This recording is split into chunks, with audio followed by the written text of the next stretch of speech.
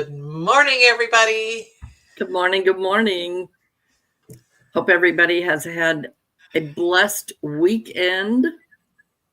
I know Debbie and me have had housefuls of company, family, such very, very special times. Yes, it is. Making memories. Making memories. Yeah, very, very much so. And golly, this is December the 30th already. Doesn't seem possible. New Year's Eve is tomorrow night. And that was kind of what Pastor Ross was talking about yesterday in church. It's the 30th. Well, we was talking about calendars and all the different kinds of calendars, and you know how we flip the pages all year long, and then all of a sudden we're in December and we're thinking, where did the year go? 365 days. Where did they go? What did we do? And that's kind of hard to remember. I mean, there's so much going on in our lives. There's so much going on in our children's lives and our grandchildren. And in the life of the church. Oh, There's a lot. Yes. Yeah. There's a year full of new change, and change is so hard. And new beginnings, it feels like change. And so it's like, we feel like we're stepping out onto a tightrope. A tightrope? Yeah. Yeah. Yeah. So yesterday in Sunday school, Debbie, I didn't hear the question. I heard the answers. Can you share what that question was, or sort of what that question was? There were two questions. And the first question was, what did we accomplish this last year? And which of those things that we accomplished or progress we made do we want to take with us into the new year? And what is our goals? What is our desires, and what do we want out of a new year? We have the old stuff that we built on that we can take with us, but what new things do we want to build on? What new things do we want to acquire? Not necessarily things, but qualities. Qualities. Yes, and things we desire in our relationship with God. Well, and so the answers, I guess it's kind of the age that we are. Yes. Or it could be any age, though. But so many around the table shared that they wanted to spend more time with family. And to me, that with my three girls, we had already decided no adult gifts because we don't need stuff. What we need is time, and that we would get together on a regular basis, intentional, not just, oh, hey, what's going on this weekend? Make it intentional so that we plan and spend that time together. And I thought it was interesting that so many said the same thing. Well, and the other thing that people were really praying for or desiring was health. Because if you have time and you want to do these things and spend time with each other, it's requirement that you be healthy. And it's hard when you're not healthy to enter into the spirit of togetherness. Mm-hmm. Physically healthy, spiritually healthy, and a healthy mind. So you got to have it all. You got to have your mind, you got to have your heart, you got to have the body, everything has to be in sync and as strong as it can be. So the new beginnings, and I know several people also mentioned they wanted a stronger, more intentional relationship with God. And Set aside time for meditation, for personal prayer time, for whatever it is that you do that brings you closer to God. It could be a walk in nature. Um, I mean, people out walking and you can hear the birds, see the trees, feel the wind. I could mean, be those could be sitting in quiet time, just listening, like smell the smells. smell the smells, watch the I mean, snowfall tomorrow night. how many people light candles at home or have essential oils or things that have aroma, because aroma is such a powerful uh, internal, you process it internally, and it's interesting how each of us is affected by that. The aromas, those smells from different candles from the kitchen when something Yes, is in the oven. Um, it's it amazing brings how that will summon people. It's almost like, come on down. come on down. But it takes you back to childhood, or and when I smell chicken frying, it takes me immediately to not Kentucky Fried kind of chicken, but cast iron skillet kind. It takes me back to my grandparents. My that was one of the very vivid pictures I have in my mind of my grandmother on my dad's side. Frying chicken for the family on Sunday after church. But those sensory things that are so important to us, Like touch. like Touch is touch. another thing. It's Uh, pat a child on the head or stroke their hair or on the shoulder. Those are loving things that I remember from my family because we were a touchy family. and I was a little frazzled yesterday, and I had sat down in the pew because I don't remember, I was going to talk to somebody, and I thought, I didn't get my hug yet from Brinley. And here I heard her coming down the aisle, and she just threw her arms up and gave me a big hug. And it's like, okay, all is well with the world.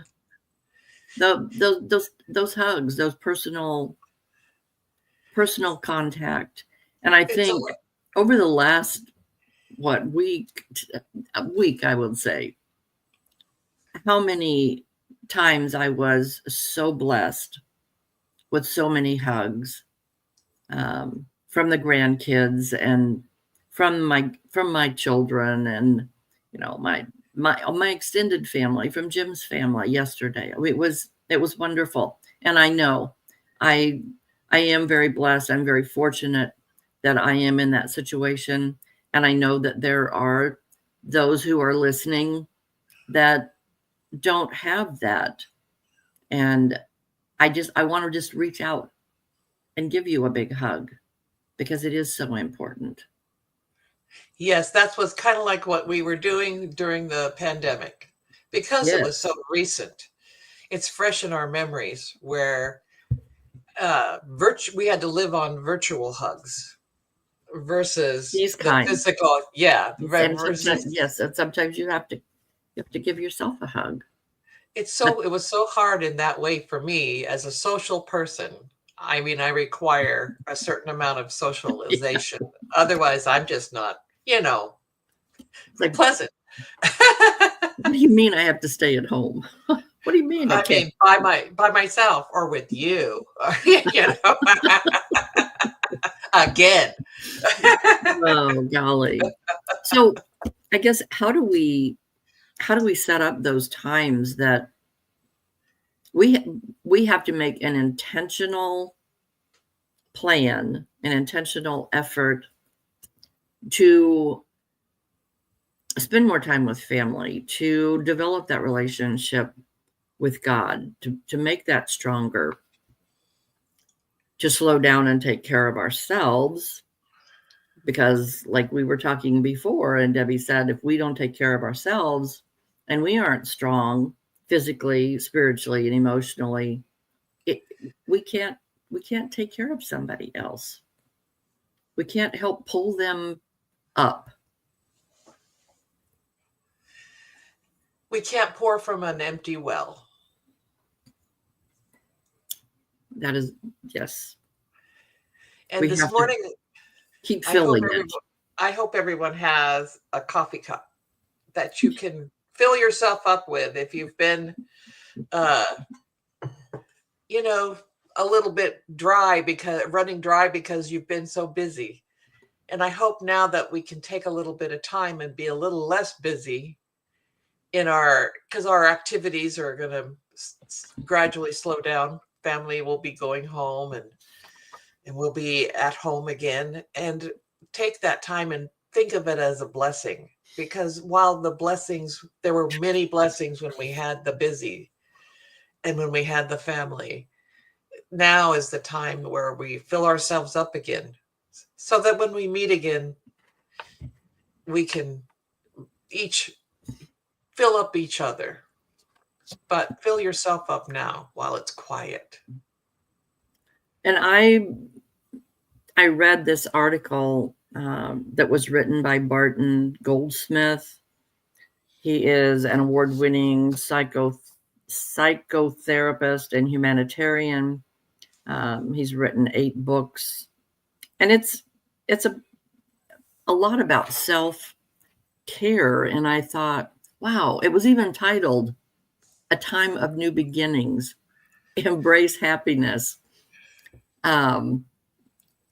And some of the things that he points out: may you find peace of mind, even if just for a few moments a day. That has to be intentional, because when we're so busy doing, we don't stop. We don't stop. Life is so much easier if you feel good about yourself and what you are doing. Don't let bad circumstance create a bad life.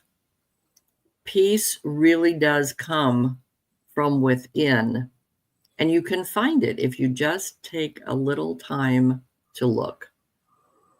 It's right there, and you don't even have to unwrap it. He wrote this just before Christmas. I thought, yeah. And peace of mind, you can find peace of mind in your devotions and just listening. Debbie and I like to be quiet and listen sometimes. I don't know that our husbands would necessarily agree with that. But yeah. Right. And sometimes my family that knows me well. I have to admit, I have to be honest. Oh. I struggle with finding time for listening, and I have to admonish myself internally in group settings. Listen, stop talking. I'm constantly having that inner conversation so that I can take part and listen in the moment. And I've done pretty good with that over time. It's taking me a lot of time to get to where I do that, where I just intentionally stop and listen to what's going on around me so I can truly hear. Right. And be present with that person. And a lot of times, almost always, that means clear your mind, because how many thoughts are in there just running around crazy wild, but you have to focus. Well, the thing is, I've always found that I listen to everything going on around me, and I hear a word here, I hear a thought there, I hear another word over here, and I never focus on one. And it's like, so I'm constantly responding to everything that's going around me, but that doesn't necessarily make it good quality responses Right. or intentional, well thought out responses. And that's something that I personally am going to be working on some more. Well, and that kind of an environment drains your, just drains you. You don't have anything. You just feel like you don't have anything left to give. And you don't take away anything quality. You don't take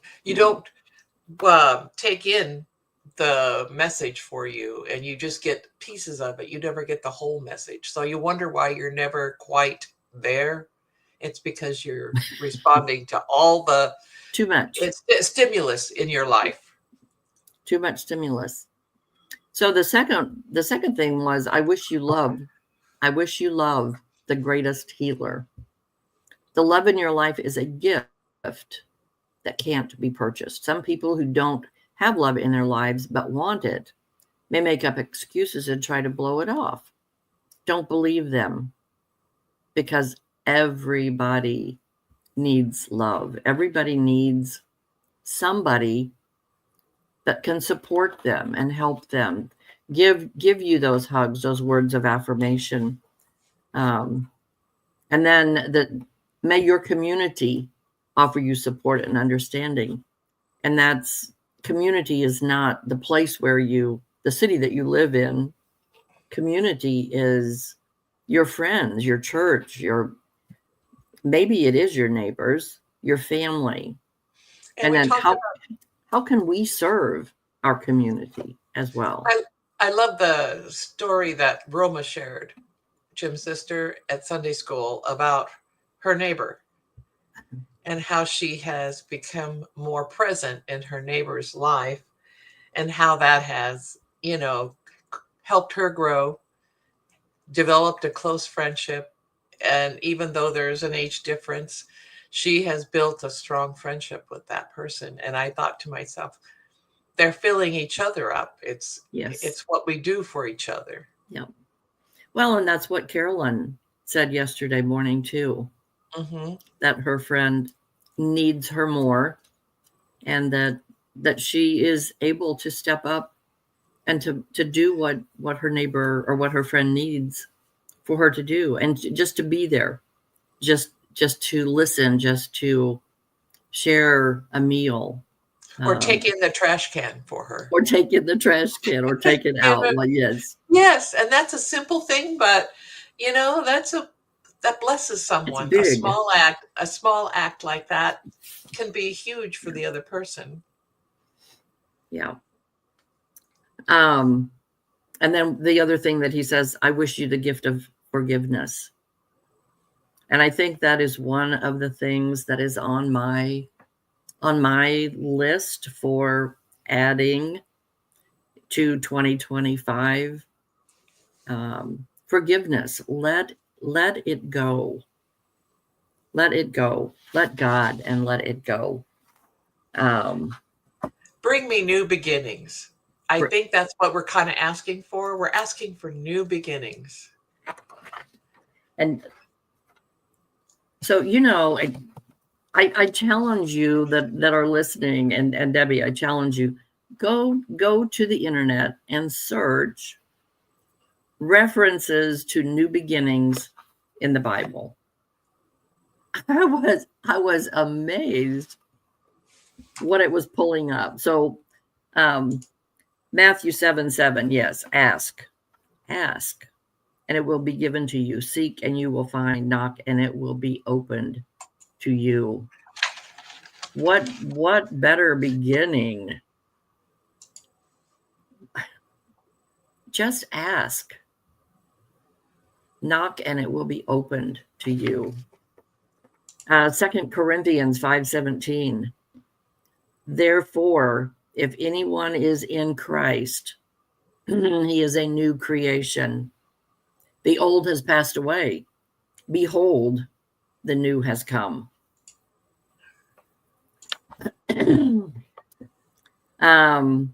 Jeremiah 29:11.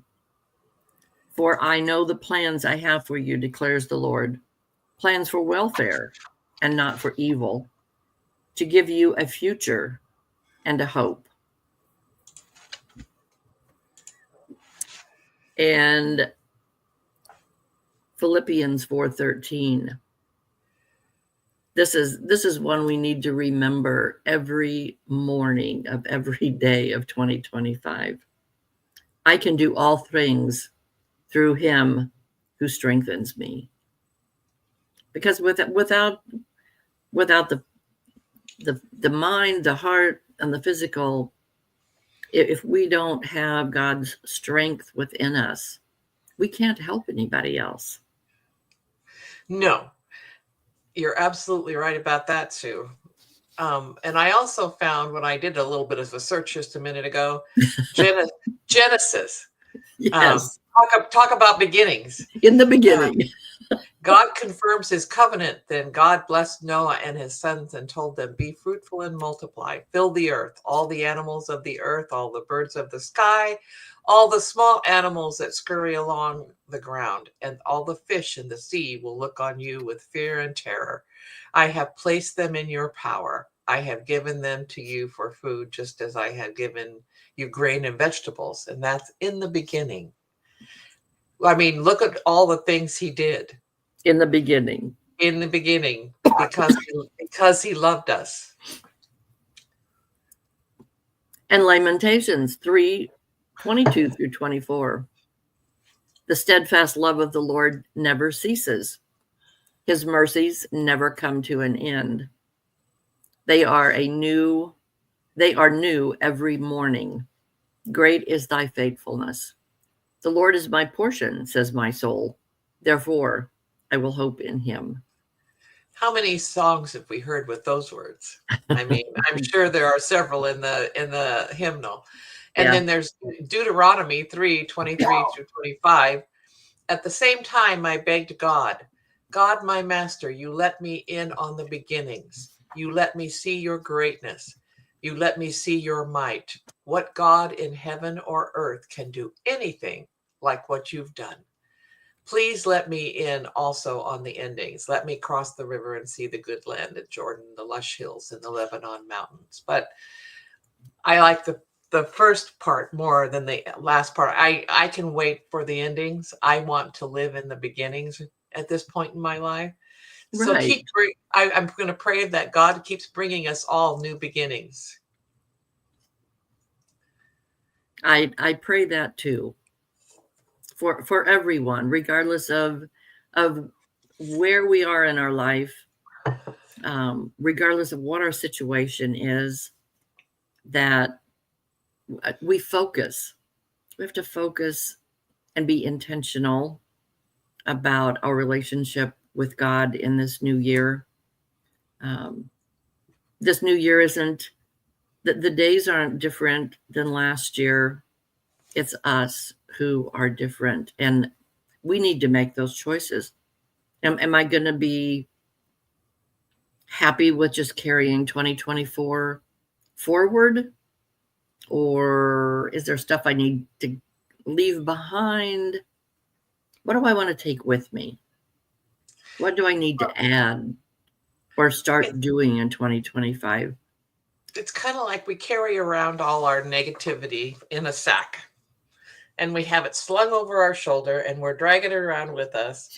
And if we take a few of those boulders out and leave them by the side of the road and only keep the precious stones, keep the things that are important, the things that renew us, our sack would be way lighter and our burden way less if we just kept the good and got rid of that which drags us down.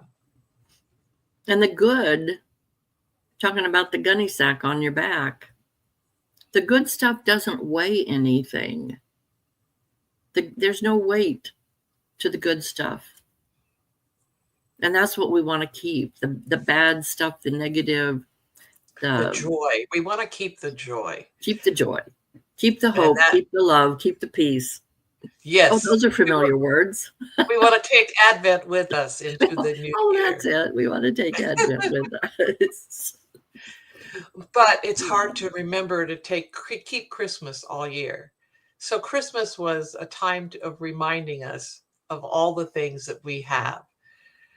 And that we are blessed every day, even if we're in the ordinary time of the liturgical calendar, whether we're in Lent, whether we're in uh, Pentecost, any of those things, we can remember some of these things and take them with us, and keep an eye on the exercise class. If you want to renew your body and spirit, our exercise class is something that you might want to take part in each week with Carol Schwartz.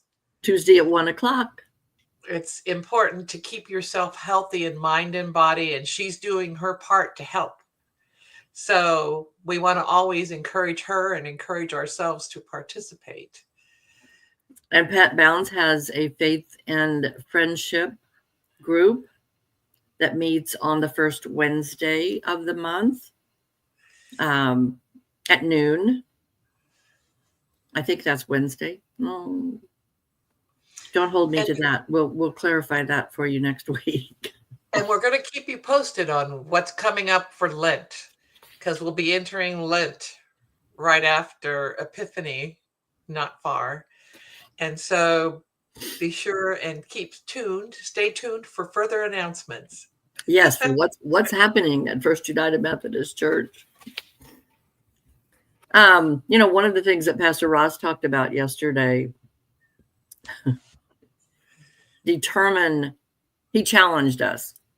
Every time he gives us a message, he challenges us with something. But he wants us to determine what skills has God given us. And then,